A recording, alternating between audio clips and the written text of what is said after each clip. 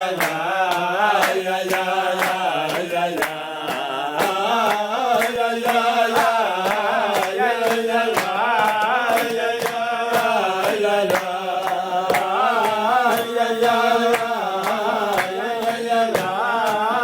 AyinBase 13.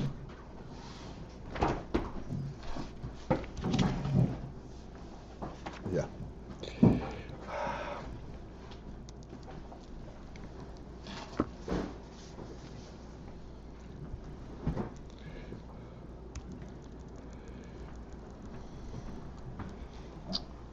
So we'll stop on start on the top line and we'll continue.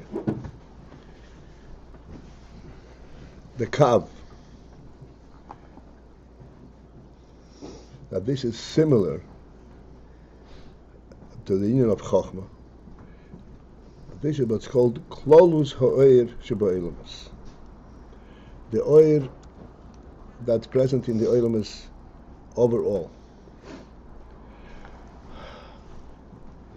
We have to revisit the principle of oir for a moment.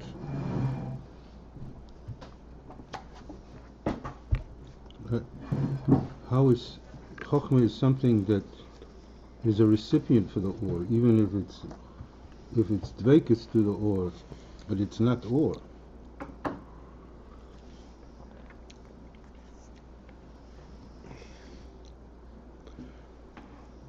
Chochmah takes from the oir ha-chochmah. Okay, it's or in the chochmah on the level of chochmah. Right.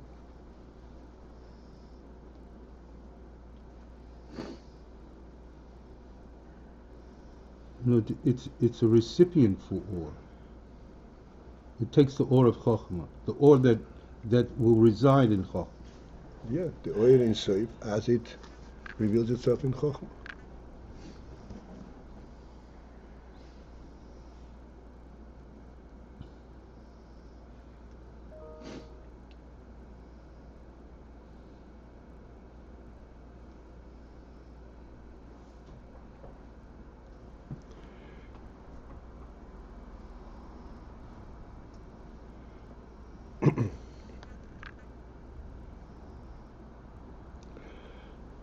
It is extremely difficult and very, very sensitive element.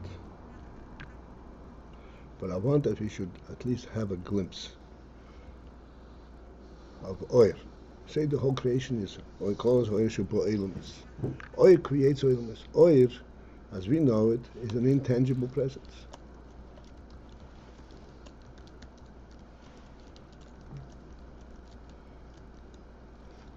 In order that the oil should have any value, in our experience, you have to have objects that the oil reveals to you. But oil per se, there's no real substance to it.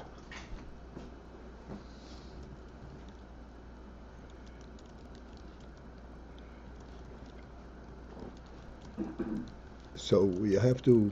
It is not really a novel thing. Nevertheless, it is always challenging in our world. As we point out all the time, coming from the very simplest, a table, tangibly it seems to be composed of pieces of wood, but that's not what a table is. What gives a table a presence is the human spirit. This is why it has a presence. This is what's holding it up.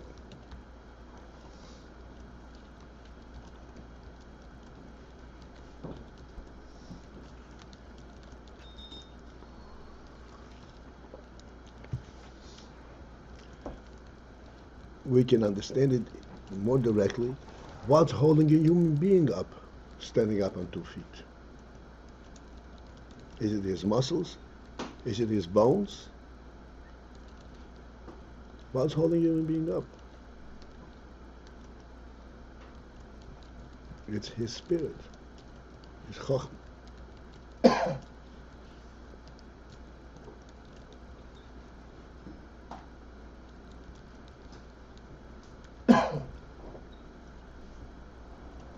That is the strength behind everything else.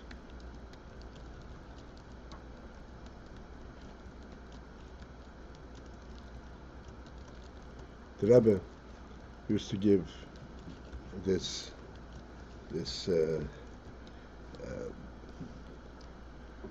kind of illustration. A person needs parnasa. So what does he do with parnasa? He sews pockets so that he would have a place where to put the money. But that's not going to create the money. The whole physical world is sewing pockets.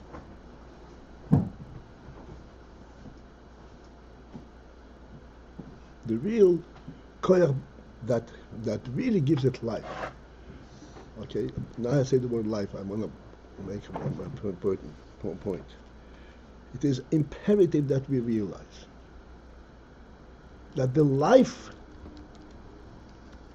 that is the real thing that everything represents. The life element in the human being. This is what the human being is. This is the strength of the human being, not his bodily structure.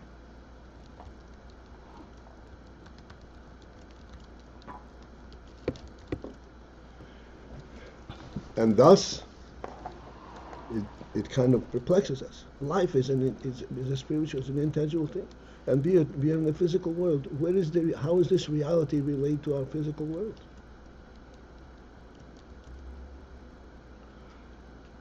And to this, we come to a realization. There is no physical world. It's a creation. It's a godly creation. God gives it the presence. The most intangible, the most obscure is godliness. The reason there's a world is because God wills it. The reason that you can get up and walk is because you want to. And if you lose that want, forget it, there's nothing there. This want is a godly spirit.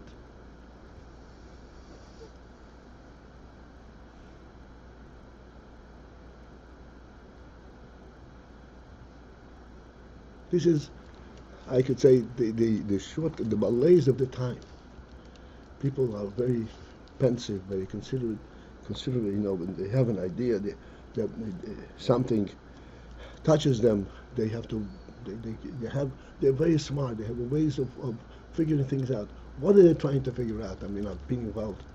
How do I feel about it? But feeling about it is an insignificant part of the human being. What is the meaning of it? If a person bases his life on feeling, he's going to collapse into nothing.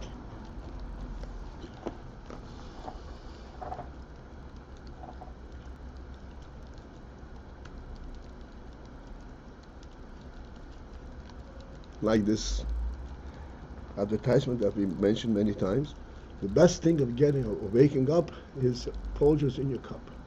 Can you imagine that being the spirit of life? That giving a person the koyach to get up? Ridiculous.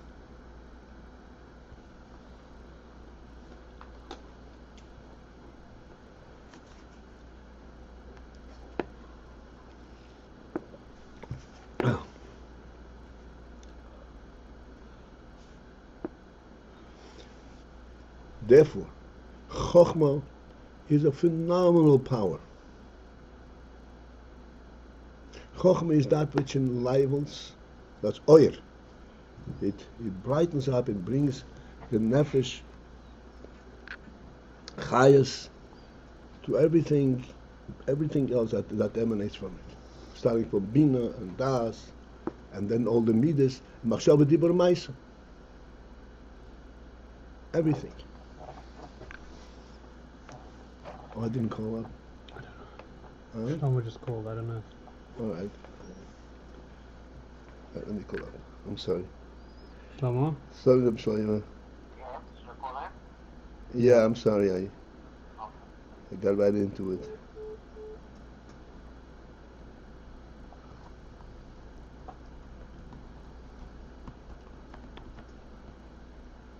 Welcome to ID Token. Now we're here. Welcome. Welcome. At the tone, please record your name followed by the pound key. Abba Paltiel. Thank you. You are participant number 1.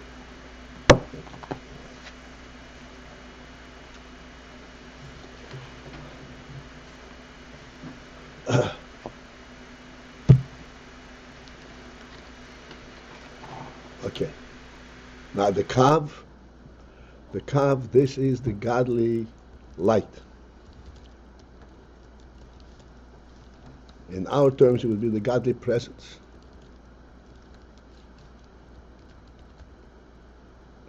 That is the source, and that is the force that creates everything in the world. This is close away, it should be. And this It creates or maintains. everything creates and maintains. The creative process started in the Kav. Yes, That's the initial creative process in the Kav. the kav itself is a creation. I know, but okay. But I don't know. When you ask these kind of questions, I I'm have to know asking what's about the bothering world. I want to know. The world Bereshit, is rooted in the kav. what we speak about in the first pasuk. This is from the Kav. Yeah. This is the oil that's emanating from Ayin Sof into the world. So we're saying the hakav hu negea v'dobek be'Ayin Sof baru. V'hagam, okay, I'm the second line from the top. V'hagam shenimshach al dei hatzimtzum, although the kav is nimshach, comes through into the world, al yidei hatzimtzum, through the tzimtzum, through the process, through as a result of the tzimtzum, which means that without the tzimtzum there will be no kav. Without the tzimtzum there will be Ayin Sof, and if it's Ayin Sof, there is no worldliness possible here.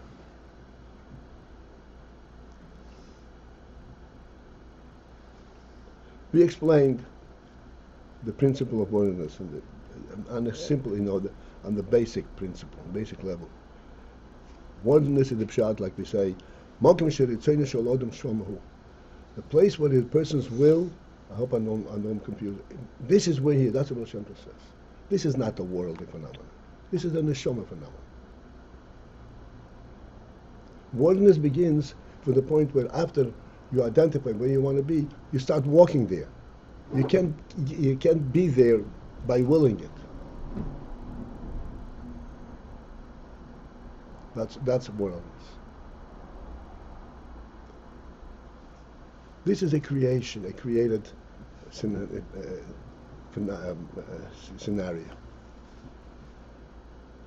Ayin Sof does not have that. It is everything and everywhere at all times.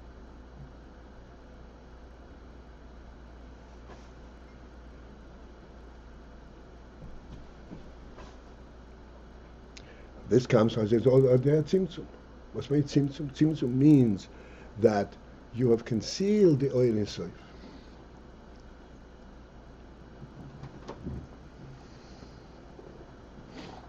You've concealed the Ayin Sof.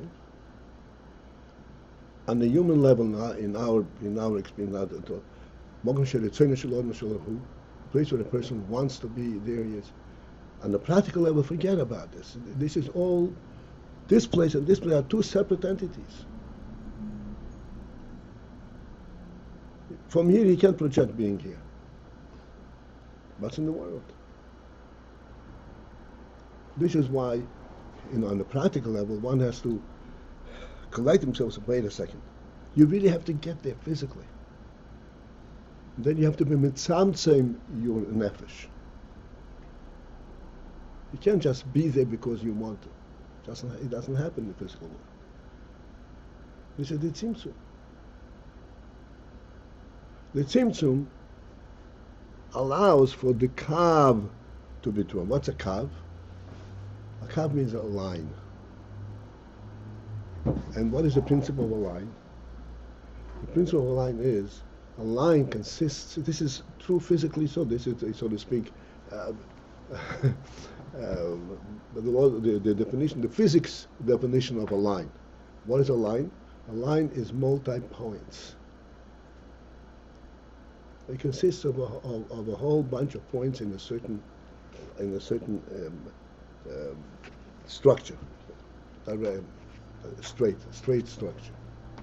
Every point on the line is a separate point.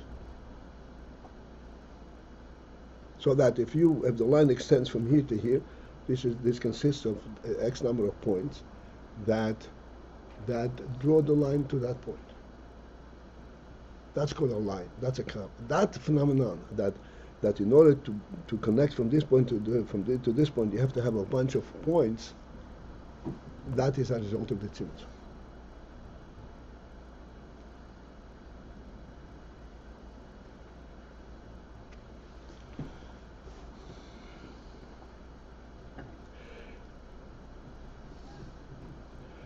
And this is the phenomenal Ayin that we are discussing. Hagam shenimshach al yedei hatzimtzum.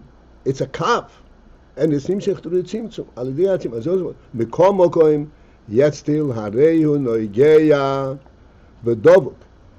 It touches the oil inside, and not only it touches because that's where it originates, but dovuk, it stays connected.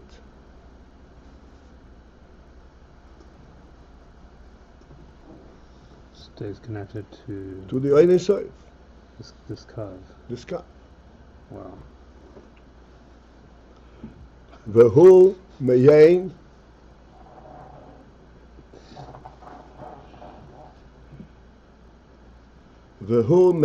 ho'er insof shelifnei hatzimtzum.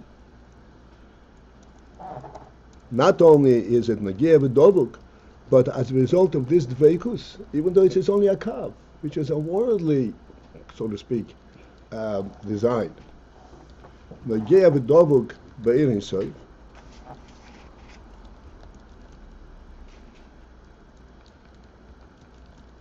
And thus, v'hu meyein ho'er insof shelifnei hatzimtzum. Translation: it retains the quality of the Ein Sof Shelifnei Hatzimtzum. Me'ein means something similar.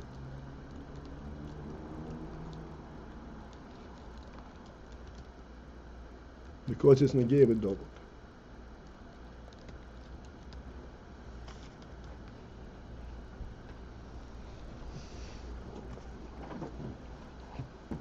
How did we move from the discussion of chochmah to the kav?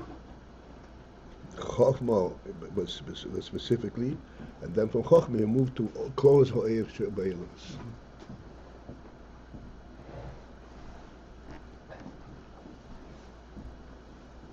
Chochmah, you could say, is on a specific level, atzilus, and by a human being there's the koyach chochmah, and that's close ho'er she'beilas. Worlds in general. Worlds is to the tzimtzum. There is an element of Ein Sof in the world.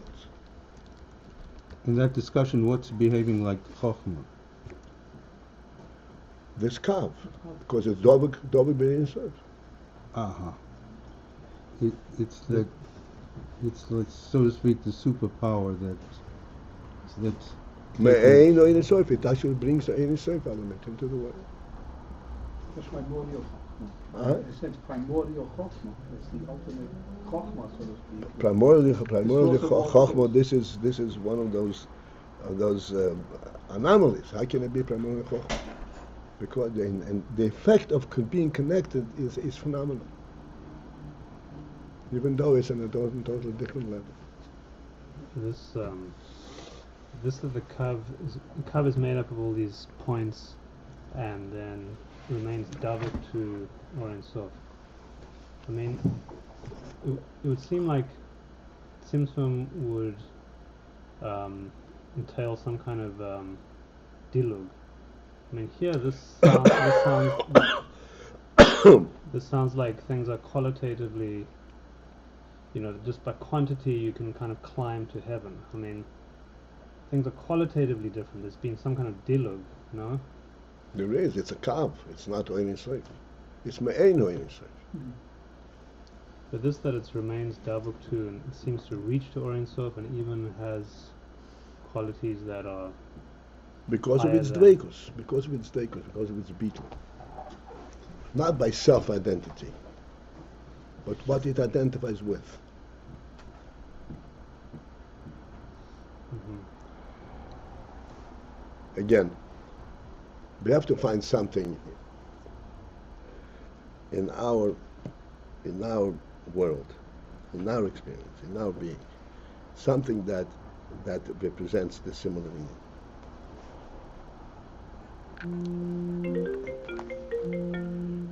You have to give me a few minutes.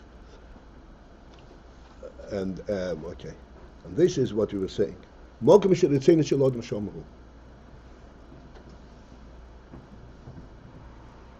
And we explained that this in this is the motivation, this is the force behind every movement, every human movement. He is where he's going to get to way before he even starts moving there.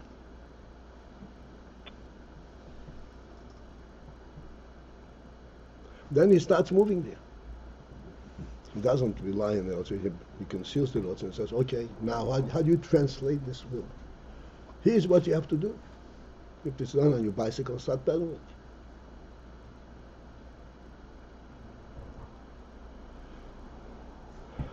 As he is pedaling, he has to recognize every twist and turn in the road. And sometimes you have to stop for the light and so forth. And it interrupts his movement. Throughout this activity,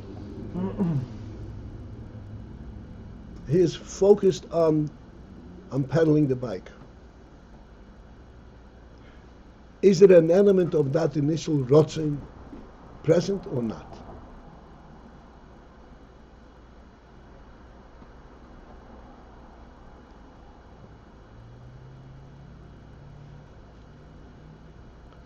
When you see him pedal, you can tell if he's pedaling in a lazy way or he is anxious, he's enthusiastic about it. His enthusiasm is representative of his rotzing. How strong does he want to be there?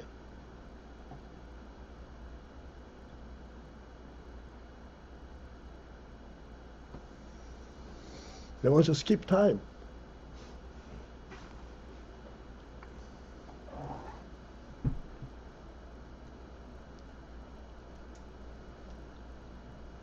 In other words, even though he is not stupid, he knows that to get there he have to pedal.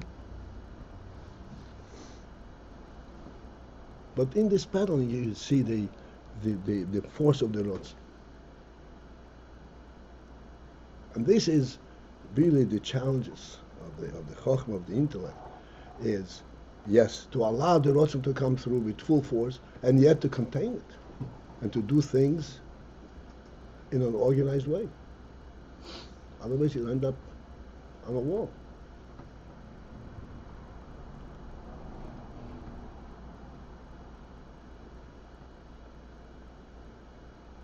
You have to be able to contain yourself, stop by red light, and all those things.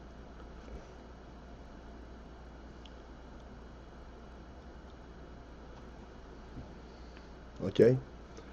Which means the oir is actually representative of the oirness of Shnei Hatzimtzum. In our terminology, he is where he wants to be, even though he is getting there.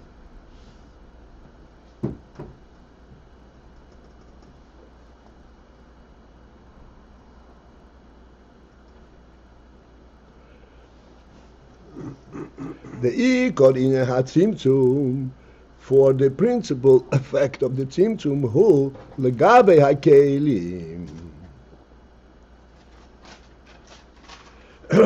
It is legubay hakelim with respect to the kelim. The kelim are provided by the tzimtzum. Even though there is an effect on the oil also, because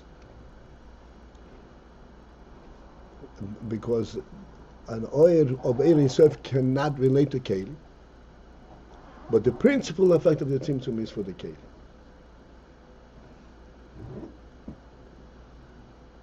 Not for the oil.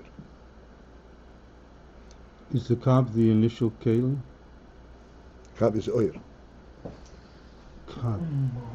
It's not a Keli? No. Kav is oil.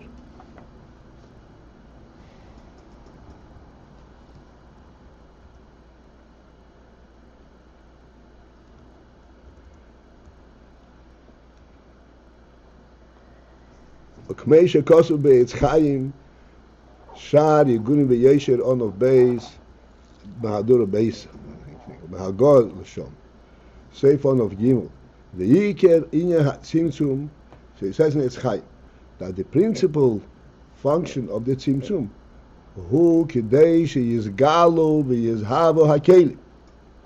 It is so that the kelim will come to be and be misgala. והאויר, but the oil הרי נמשך מהאויר איסוף שלפני הצמצום. The oil הרי נמשך, that is נמשך from the oil איסוף שלפני הצמצום. That precedes the tzimtzum.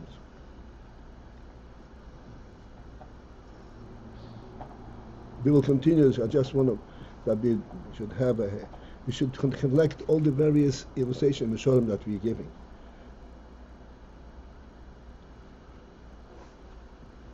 A table is something, as we explained it, it's rooted deep, deep, deep in the nefesh order.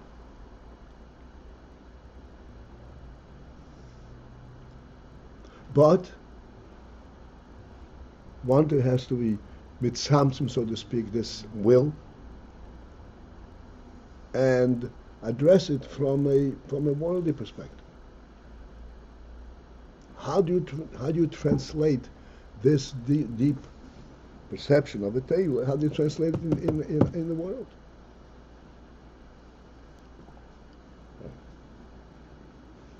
You have to have space, you have to have material, you have to have craftsmanship, and you have to put it together in a certain way, and so forth.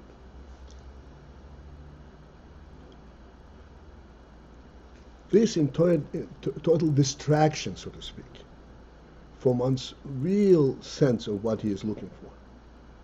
It's called the tzimtzum.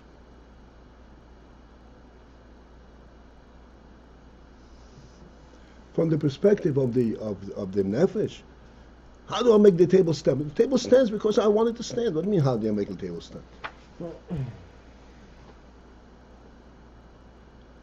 Now you come into a different environment, in Keli.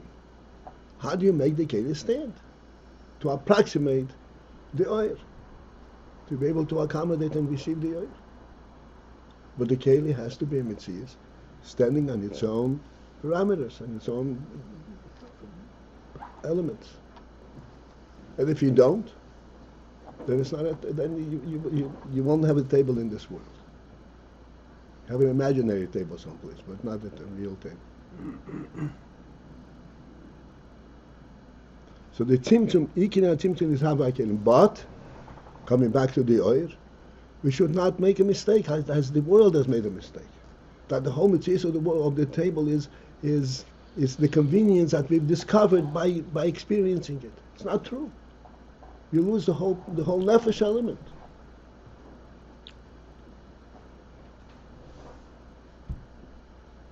In the Beis HaMikdash was a table. In Gan Eden there is a table, as we mentioned many times. And the function of a table in human experience is totally different than, it's totally a superior level than just the convenience of it. The oil is dovuk in the nefesh. Even though, when you sit by your table, you have to sit like a mensch. Don't sit on top of the table, sit on the side of the table, let other people sit around it. Everything has to be recognized on the worldly level. And it still remains nefesh.